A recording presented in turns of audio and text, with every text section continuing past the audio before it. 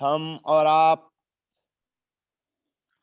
दिगंबर जैनाचार्य विरचित जैन व्याकरण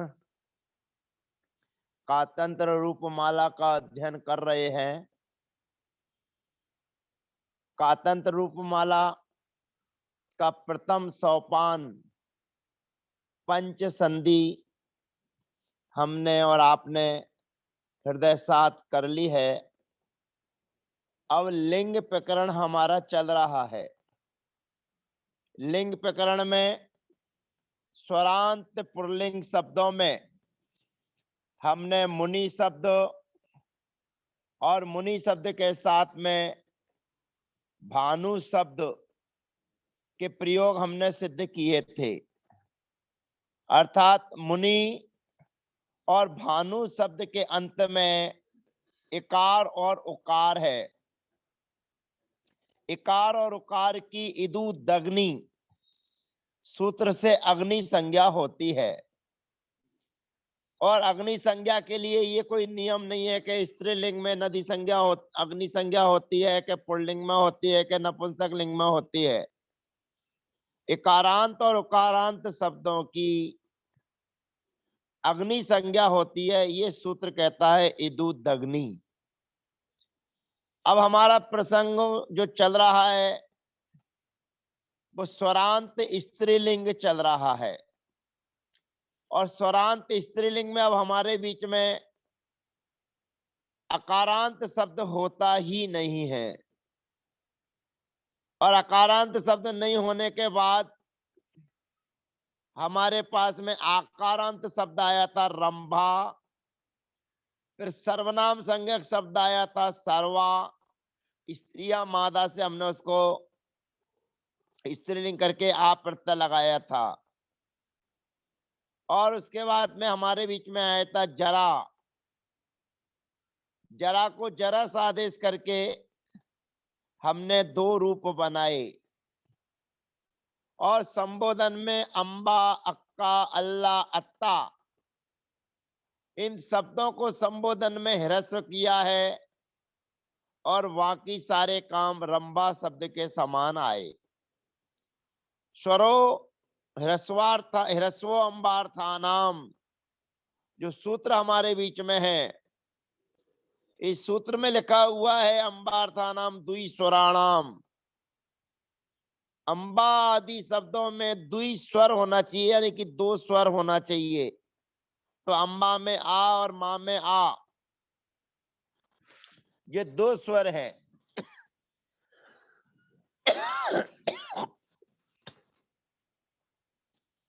दो स्वर के होने पर संबुद्धि में ह्रस्व होता है। लेकिन इसका अगला सूत्र जो 220 नंबर का हमारे बीच में आया वो कहता है ना बहुस्वराणाम। बहुस्वर वाले शब्दों में ह्रस्व नहीं होता है। यानी कि अंबा आदि शब्द में बहु शब्द हो जाए, बहु का मतलब दो से ज्यादा, तो ना बहुस्वराणाम। यद्यपि उस सूत्र से केवल दो स्वर वालों के लिए ही ह्रस्व हो रहा है, तीन स्वर वालों के लिए ह्रस्व नहीं हो रहा।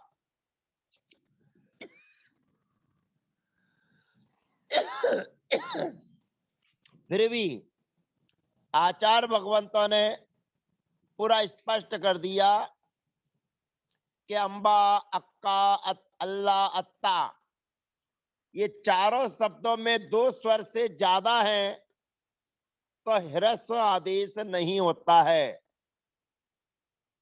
अर्थात संबुद्धौ जैसे हे अंबाड़े शब्द बनते हैं। अब हमारे बीच में शब्द आ रहा है रुचि। स्त्रीलिंग में अब हमारे बीच में शब्द आ रहा है रुचि। इकारांता स्त्रीलिंगो रुचि शब्द। आकारांत शब्द हमारे पूरे हो गए। ये पहला स्त्रीलिंग का आकारांत शब्दों में भेद प्रभेद करके हमने जाने।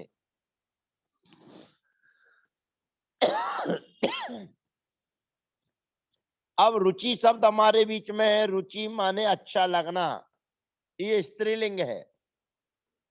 और इसकी इदुत अग्नि से अग्नि संज्ञा होती है।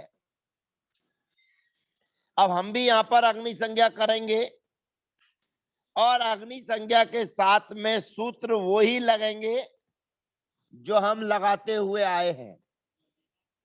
अब थोड़ा सावधानी हमको रखना है कि हमने मुनि शब्द में जो शब्द सिद्धि हमने की थी, वे सूत्र पुनः आपके बीच में रिवीजन हो रहे हैं। थोड़ा ध्यान और एकाग्रता बना के रखें। रुचि धन सी, योनुबंधो प्रयोगी से ई का अनुबंध लोप, रेप शोर विसर्जनिया रुचि। उसके बाद में औ विभक्ति लेकर आते हैं। औ विभक्ति के आने पर औकारः स पूर्वम।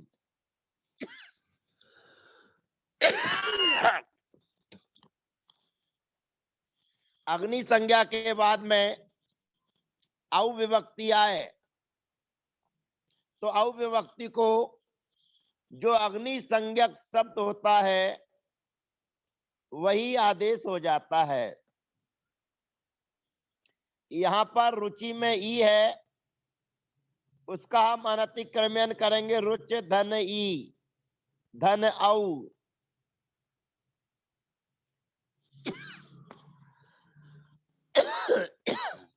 औ के स्थान पर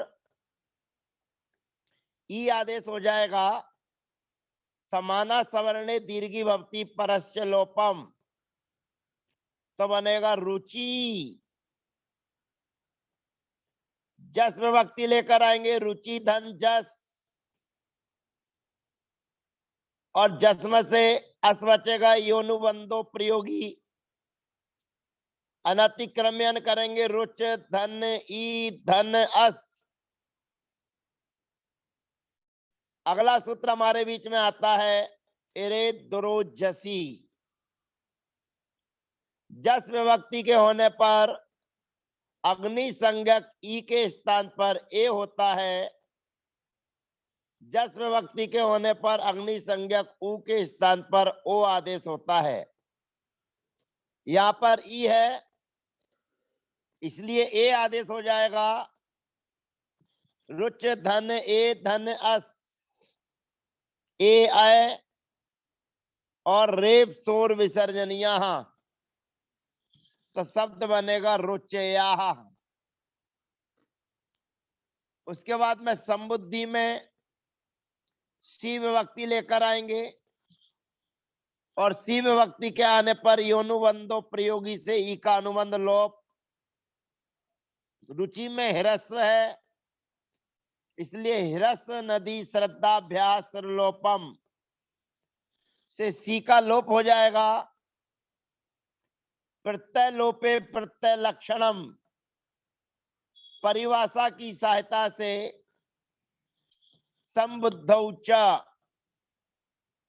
सूत्र से ई के स्थान पर ए आदेश हो जाएगा, तब बन जाएगा हे रुचे। औ विभक्ति में पूर्वत औकारः स पूर्वम, हे रुचि समाना सवर्णे दीर्घी भवती परस्य लोपम। जस विभक्ति में एरेद्रो जसी, ए आय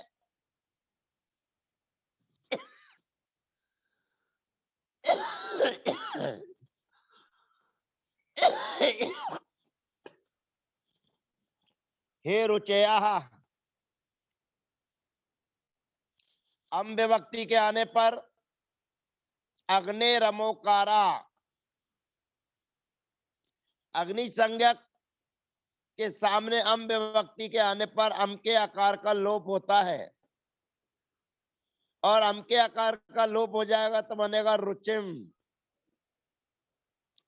औ विभक्ति में औकारः स पूर्वम समाना सवर्णे दीर्घी भवती रुचि।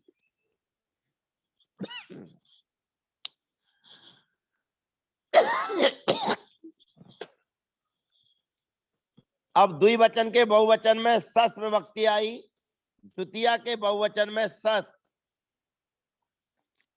योनुबंधो प्रयोगी से सस्म से अस बचा, रुचि धन अस।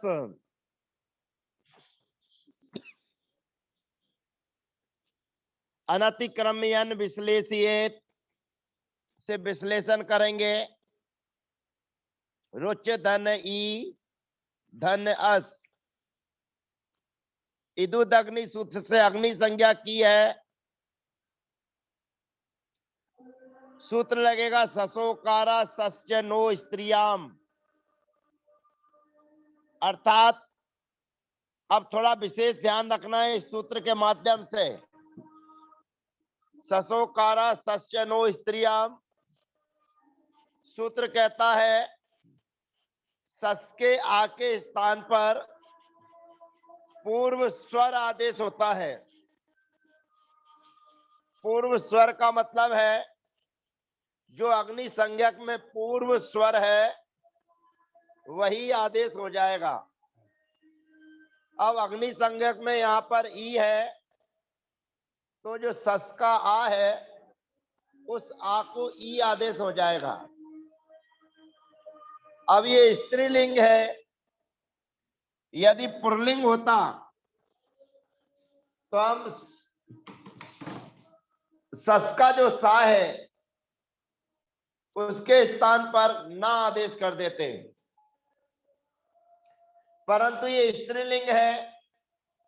सूत्र कहता है आ स्त्रियाम। स्त्रीलिंग में सा को ना नहीं होगा, लेकिन सस के आ के स्थान पर पूर्व स्वर ई आदेश हो जाएगा।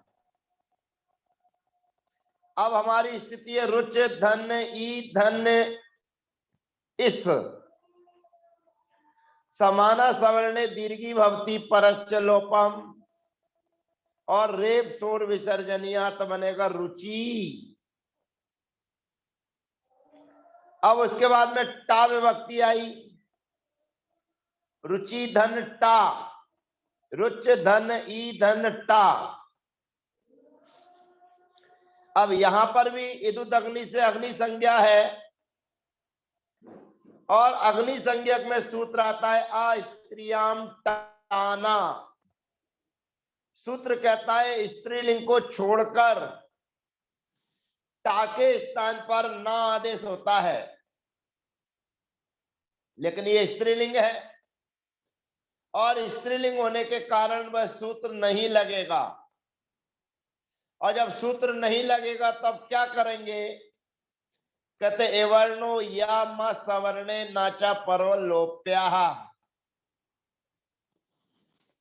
ई के स्थान पर या आदेश करेंगे, शब्द बन जाएगा रुच्या। ध्यान विभक्ति में रुचिभ्याम, भिस विभक्ति में रुचि भी। अब गे, गसी, गस और गी ये गवंती विभक्तियां कहलाती हैं। इन गवंती विभक्तियों के होने पर अब कुछ नया विशेष काम करने जा रहे हैं आचार्य भगवंत। और जो नया काम करने जा रहे हैं वह वैकल्पिक है। ध्यान रखना, स्त्रीलिंग में गवंती विभक्ति गे, गसी, गस, गी इन विभक्तियों में कुछ नया कार्य होता है और पुराना अग्नि संज्ञा का भी कार्य होगा, क्योंकि ये कार्य विकल्प से हो रहा है। अगला कार्य हमारे बीच में रुचि धन्य गे। अगला सूत्र आता है ह्रस्वस्य गौवती। ह्रस्वस्य गौवती, ह्रस्व इकारांत उकारांत शब्दों से स्त्रीलिंग में कथित, ह्रस्व, इकारांत और उकारांत शब्द,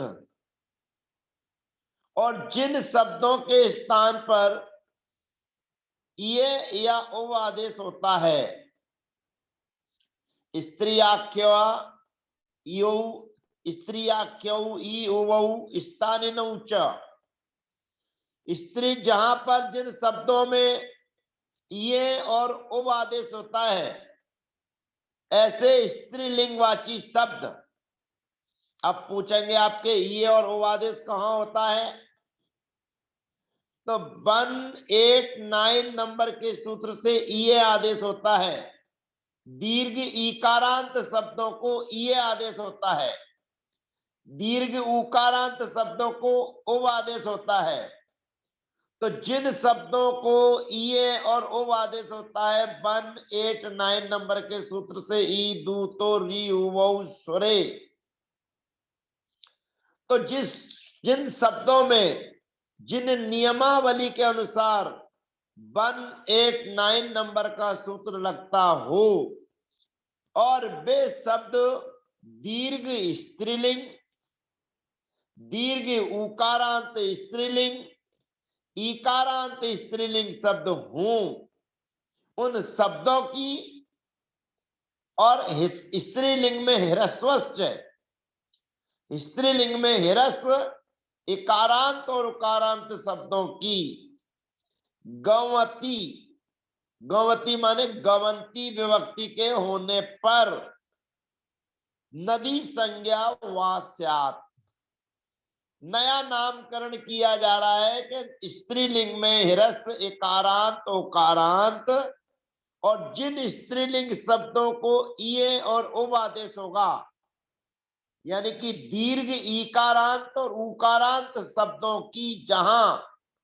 ये और उव आदेश होना होगा, वहां पर भी विकल्प से नदी संज्ञा होती है, ऐसा जानना चाहिए। अब यहां पर अभी अपना प्रयोजन रुचि शब्द से, ह्रस्व से, जो ये और उव आदेश होंगे वो अगले सत्र में चलेंगे, जब दीर्घ ईकारांत शब्द स्त्रीलिंग हमारे बीच में आएगा, तब उसकी प्रक्रिया में ये पुनः सूत्र याद किया जाएगा जो अपना कार्य दर्शाएगा। तो यहां पर केवल हमारे बीच में रुचि शब्द है, गे विभक्ति है, अग्नि संज्ञा की नित्य प्राप्ति थी, इस सूत्र ने विकल्प से नदी संज्ञा कर दी, नामकरण कर दिया गया है नदी संज्ञा। संज्ञाओं का बड़ा प्रभाव पड़ता है, संज्ञाओं के माध्यम से सूत्र अपना काम सहजता में कर देता है। सामान्य बोलचाल की भाषा में संज्ञा का बड़ा पहचान होता है। किसी का नाम रखा जाता है अरिहंत, अब अरिहंत किसी का नाम होने से वो अरिहंत भगवान नहीं है, परंतु अरिहंत कहने से वो सुन लेता है। आपकी जवाब की आवाज जाने पर वह आपको जवाब देता है, आपकी तरफ देखता है। इसी प्रकार से किसी का नाम आपने रखा अरुण, अब अरुण नाम रखने पर कोई सूर्य आपके सामने नहीं आएगा, लेकिन अरुण नाम का जो व्यक्ति होगा, अगर आप बोलेंगे अरुण जी, तो सामने वाला अपनी प्रतिक्रिया दर्शाएगा कि हाँ मैं हूं। बस यही संज्ञा करने का फल है। तो यहां पर ह्रस्व इकारांत शब्द की और जिन दीर्घ इकारांत उकारांत शब्दों में ये और उव आदेश होता है, ऐसे स्त्रीलिंगवाची शब्दों की विकल्प से नदी संज्ञा होती है, वैकल्पिक नदी संज्ञा कर दी गई। रुच धन ई धन गे नदी संज्ञा, गे में से योनु बंधो प्रयोगी से गा चला जाएगा तो ए बचेगा। अब नदी संज्ञा कर दी है तो नदी संज्ञा का फल सूत्र नंबर 222 हमारे बीच में आता है। सूत्र नंबर 222 हमारे बीच में आता है, जो नदी संज्ञा का फल बतलाता है। नद्या आई आ सा साम। उच्चारण का जरूर ध्यान रखिएगा, आपका उच्चारण ही इस सूत्र के अर्थ को दर्शाएगा। यदि आपका उच्चारण आगे पीछे होगा तो 4 व्यक्ति इसमें हैं, 4 विभक्तियां इसमें हैं और 4 आदेश इसमें हैं। इसलिए उन 4 आदेशों को निकालने के लिए उच्चारण पर आपको ध्यान रखना है। नद्या आई आ सा साम। नद्या माने नदी संज्ञा जहां पर आपने की है, तो यहां पर आपने रुचि शब्द की ई की नदी संज्ञा की है, क्योंकि रुचि शब्द स्त्रीलिंग है। और नदी संज्ञा होने पर गवंती विभक्ति का चैप्टर चल रहा है, गे गसी गस और गी। तो क्रम से जैसे सूत्र में लिखे हुए वही आदेश करना है, यथाक्रमम। पहले विभक्ति आपके पास में है गे, उसमें है ए, लेकिन उस गे के स्थान पर आई, माने ए की जगह आई आदेश हो रहा है। फिर उसके बाद में आपके पास में है घसी, उस घसी में से अस बचता है, लेकिन यहां आदेश हो रहा है आस। फिर उसके बाद में घस विभक्ति है, उसमें से भी अस बचता है, लेकिन उस घस के स्थान पर यहां भी आदेश हो रहा है आस।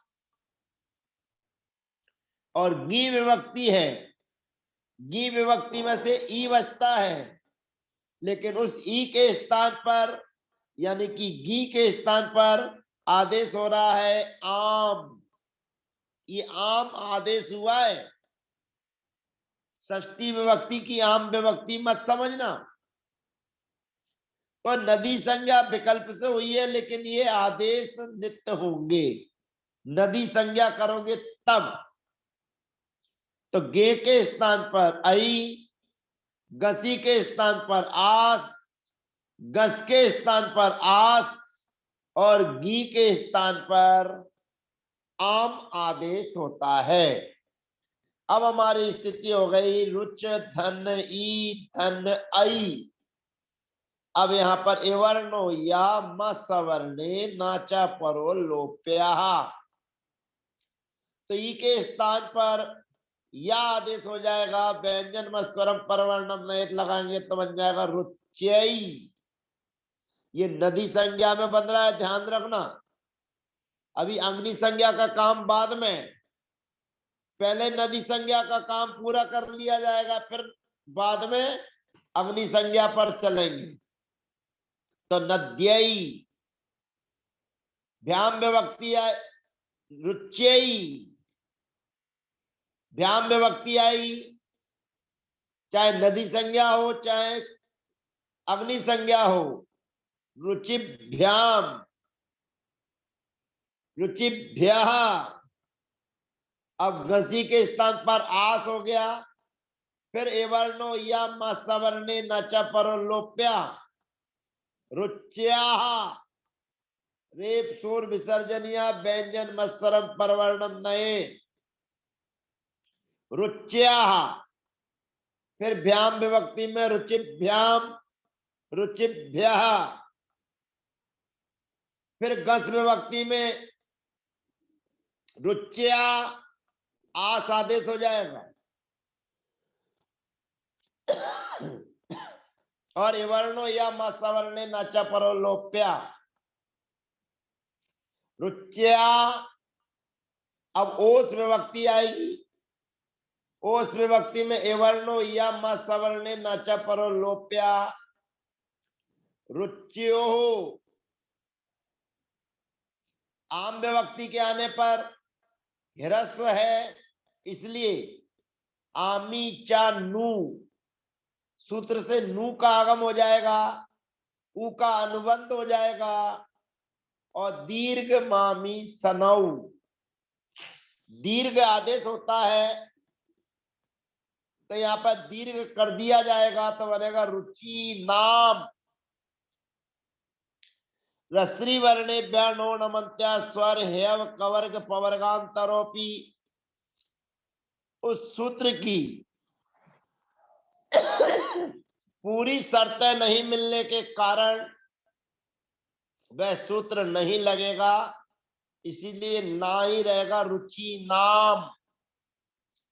गी विभक्ति में आम आदेश हो जाएगा ए वर्णो या मत सवर्णे न च परलोप्या व्यंजन मत्सरम परवर्णम नए रुच्याम।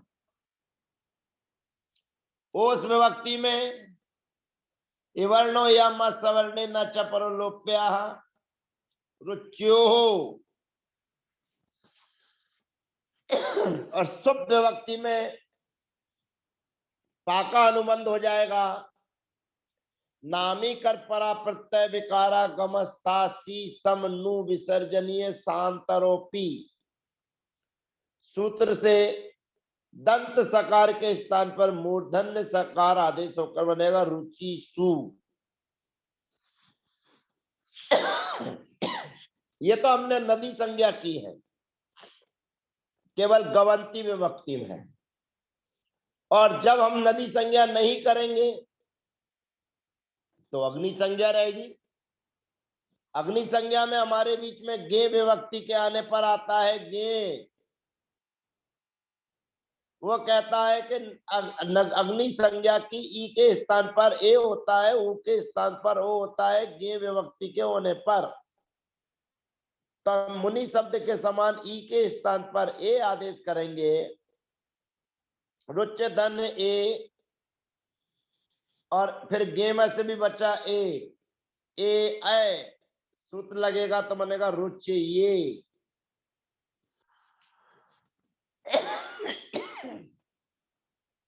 गसी गस विभक्ति हमारे बीच में आएगी। गसी गस विभक्ति में अग्नि संज्ञा में सूत्र लगता है गसी गसो रलोपश्च। अर्थात गसी और गस के आ का लोप होता है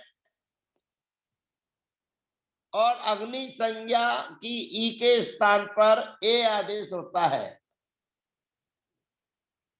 तो प्रयोग बनेगा रुच धन ए धन सा रेप शोर विसर्जनीय व्यंजन मत्सरम परवर्णम नए। तो रुचे पंचमी में भी रुचे है, षष्ठी में भी रुचे है। गी विभक्ति के आने पर गिरऊ सा पूर्वा अर्थात अग्नि संज्ञक जो ई है और गी विभक्ति है, इन दोनों के स्थान पर औ आदेश होता है। और औ आदेश होने पर शब्द बनेगा रुचौ। तो अपने को ध्यान रखना है रुचि शब्द की गवंती विभक्ति में विकल्प से नदी संज्ञा होती है। तो गवंती विभक्ति में नदी संज्ञा का फल आई आस आस आम है, ये आदेश होंगे। ये वर्णो या सवर्ण न चपर लोप्या लगेगा। तो आज हमने इकारांत स्त्रीलिंग रुचि शब्द की प्रक्रिया पूर्ण की है। शेष इस रुचि संबंधी शब्द जो हमारे बीच में है उनकी चर्चा अगले सत्र में करेंगे। जय जनेन्द्र, वंदना, सबका यथायोग अभिवादन।